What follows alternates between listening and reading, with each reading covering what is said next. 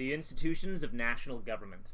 Nigeria is in theory a federal political system with government organizations on local, state, and national levels. Its various constitutions have provided for 3 branches of government, but in reality, its executive branch has dominated policymaking. In the Second, Third, and Fourth Republics, all since 1979, Nigeria has had a presidential system, with a strong president theoretically checked by a bicameral legislature and an independent judiciary.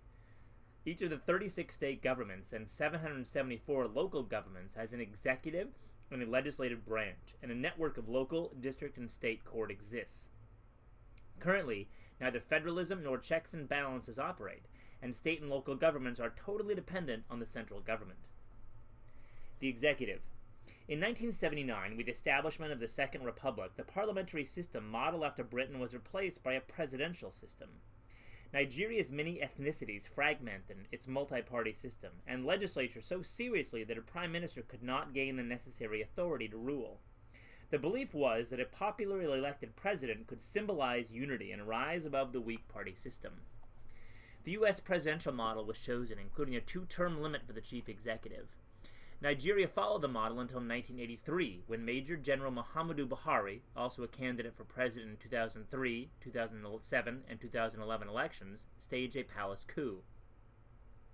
He in turn was ousted by General Babangida in 1985, who was replaced by General Abacha in 1993. Civilian rule returned in 1999, and President Obasanjo was re-elected in 2003, and in 2007, Nigeria had its first experience of one civilian president handing power to another, no matter how flawed the election. Another civilian, Goodluck Jonathan, was elected in 2011, and 2015 election brought back a former military general, Muhammadu Buhari, as president. The executive under military rule. Nigeria's 7 military leaders did not all rule in the same fashion. All promised a transition to democracy, but only 2 gave power over to elected leaders: General Obasanjo in 1979 and General Abubakar in 1999.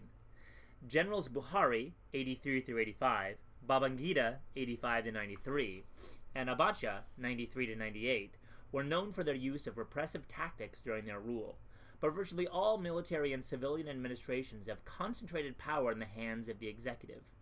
The presidents appointed senior officials without legislative approval, and neither the legislature nor the judiciary has consistently checked executive power. Patrimonialism. The generals ruled under a system of patrimonialism, in which the president was the head of an intricate patron-client system, and dispensed government jobs and resources as rewards to supporters. As a result, cabinet positions, bureaucracy chiefs, and virtually all other government jobs were part of the president's patronage system. The fact that generals repeatedly were overthrown indicates that the system is unstable, or possibly that the impulse toward democracy is keeping patrimonialism from working. The bureaucracy. The British put an elaborate civil service in place in Nigeria during colonial days, allowing Nigerians to fill lower-level jobs in the bureaucracy. After independence, the civil service remained in place and has grown tremendously over the past decades. Many observers believe that the bureaucracy is bloated, and it is generally accepted fact that it is corrupt and inefficient. Bribery is common, and jobs are rewarded through the patron-client system, or prebendalism. But surprisingly, this system has led to a rapid increase in the number of bureaucratic jobs. Parastatals. Like Mexican organizations before the 1980s, many Nigerian government agencies are actually parastatals, or corporations owned by the state and designated to provide commercial and social welfare services. Theoretically, the parastatals are privately owned, but their boards are appointed by government ministers, and their executives are interwoven into the president's patronage system. Parastatals commonly provide public utilities, such as water, electricity, public transportation, and agricultural subsidies. Others control major industries, such as steel, defense products, and petroleum. State corporatism. As we saw in Mexico in its pre-democracy days, corporatism may function as an authoritarian political system where the government allows political input from selected interest groups outside the government structure. Although corporatism in PRI-dominated Mexico was far from democratic, political leaders generally did not take into consideration the opinions of these selected groups. In Nigeria, as in Iran, parastatals provide this input, but because they are controlled by the government, they create state corporatism. Parastatals fulfill important economic and social functions, and they ensure that the state controls private interests as well. They serve as contact points between the government and business interests, but the state ultimately controls the interactions. Parastatals generally are inefficiently run and corrupt, and many believe that they must be disbanded if democracy is to survive in Nigeria. One parastatal founded by President Obasanjo to provide better electrical service was known as NEPA, but Nigerians joke the initials stood for Never Expect Power Again. When the parastatal was renamed the Power Holding Company, the new joke was that it stood for Please Hold Candle. Recently, however, Nigeria privatized many state-owned power distribution companies, and many hope that the power infrastructure will improve as a result. After his election in 2011, President Jonathan promised to make electricity reform a priority, hoping to transform the lives of millions of Nigerians who have no electric power. However, his power minister, Bartholomew Naji, resigned in August 2012 when a conflict of interest was exposed. In an effort to privatize the industry, Mr. Naji was found to hold shares in one firm that bid for business, although it is not unusual for Nigerian politicians to engage in business overseen by their offices. Nevertheless, the scandal was a setback for the president's initiative, especially since it discouraged foreign investments necessary for the project's success. The legislature. The Nigerian legislature has taken several different forms since independence, and has been disbanded a number of times by military rulers. A parliamentary system was in place until 1979, when it was replaced by a presidential system with a bicameral legislature, known collectively as the National Assembly. Both representatives and senators serve 4-year renewable terms, and elections are held the week preceding the presidential election. The Senate. Currently, the upper house is composed of 109 senators, 3 from each of 36 states, and 1 from the federal capital territory of Abuja. Senators are elected directly by popular vote.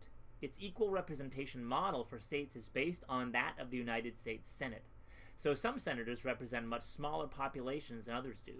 However, the ethnic and religious diversity of the 36 states means that the senators are also a diverse lot. The House of Representatives.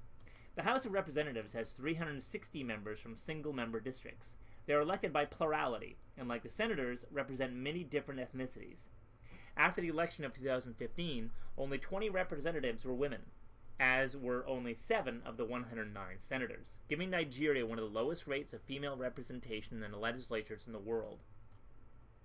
Nigerian legislatures under military governments have had almost no power, and even under civilian control, the legislature only recently became an effective check on the president's power. A notable example is the National Assembly's failure to ratify President Obasanjo's plan to alter the Constitution to allow him to run for a 3rd term in 2007. Even though the president's party, PNP, held a majority in the Assembly, the legislative leaders were highly critical of the fraud and the violence associated with the elections of 2007. Even though the elections of 2011 and 2015 were an improvement, like so many other government officials, representatives and senators have often been implicated in corruption scandals. For example, in 1999, the President of the Senate and the Speaker of the House of Representatives were removed from their positions for perjury and forgery. In August 2000, the Senate President was removed on suspicion of accepting kickbacks for government contracts. And in 2011, the Speaker of the House of Representatives was investigated for misappropriating $140 million. The judiciary. During the early years of independence from Nigerian judiciary actually had a great deal of autonomy. Courts combined British common law with an assortment of traditional or customary law, including Sharia in the northern region. They were known for rendering objective decisions and for operating independently from the executive. However, the years of military rule ravaged the court system. The judiciary was undermined by military decrees that nullified court decisions, and the generals even set up quasi-judicial tribunals outside the regular system. Judicial review was suspended, and the president's cronies were appointed as judges. As a result, many judges today are not well versed in law and render decisions that are manipulated by the government. Today, the judiciary is charged with interpreting the laws in accordance with the Constitution, so judicial review exists in theory. Court structures exist at both federal and state levels, with the highest court in the land being the Supreme Court. The court structure is complicated by the Sharia courts that exist side by side with courts based on the British model. The 1999 Constitution established a Supreme Court, a Federal Court of Appeals, and a single unified court system at the national and state levels. Individual states may also authorize traditional subsidiary courts, with the most controversial being the Islamic Sharia courts, which now function in 12 of the predominantly Muslim northern states. Two notorious cases from the 1990s indicate to many people how deeply the Nigerian judiciary fell under the sway of military rulers. Moshood Abiola, the winner of the 1993 election annulled by Babangida, was detained and eventually died while in custody. The presiding judges for his detention changed often, and critics of the government believed that justice was not served.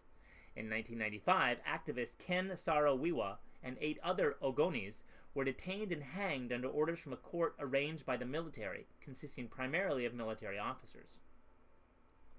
The establishment of tribunals to hear accusations of voting fraud during the election of 2007 is an indication that Nigeria's institutions are taking the rule of law seriously. The fact that they actually had the power to remove officials from their positions reflects the fact that the judiciary is stronger and more independent now than in the past. The court set the bar high for proving election irregularities, and Yar'Adua was not removed from office, but the procedures were followed, and the case was referred to the Supreme Court. The military. It goes without saying that the military has been a strong force behind policymaking in Nigeria. Yet by becoming so active in political affairs, the military lost its credibility as a temporary objective organization that keeps order and brings stability. Starting in 1966, when the first coup took place, the military made distinctions between the military and government and the military and barracks. The latter fulfills traditional duties of the military, and its leaders often have been critical of military control of political power. As a result, the military has been subject to internal discord, and the military presidents often had to keep a close eye on other military leaders. Babangida protected his authority by constantly moving military personnel around, and by appointing senior officers through his patronage system. Although the military is a strongly intimidating force in the Nigerian political system that has often blocked democratic reforms, it is important to understand that it is one of the few institutions in the country with it is truly national in character. When the deep ethnic cleavages within Nigerian society have threatened instability, the military has been there to restore order. Nigeria's best, brightest, and most ambitious have often made their way by rising to the military, a fact particularly important for the ethnic Muslims of northern Nigeria, who have not had the same opportunities that many in the south have had. Because of these factors, generals have had the ability to keep control of the government for many years, and it helps to explain why the democracy has been so fragile so far. The military suffered major setbacks in 2014 and 2015 as Boko Haram gained territory in the northeast and spread their attacks to neighboring countries.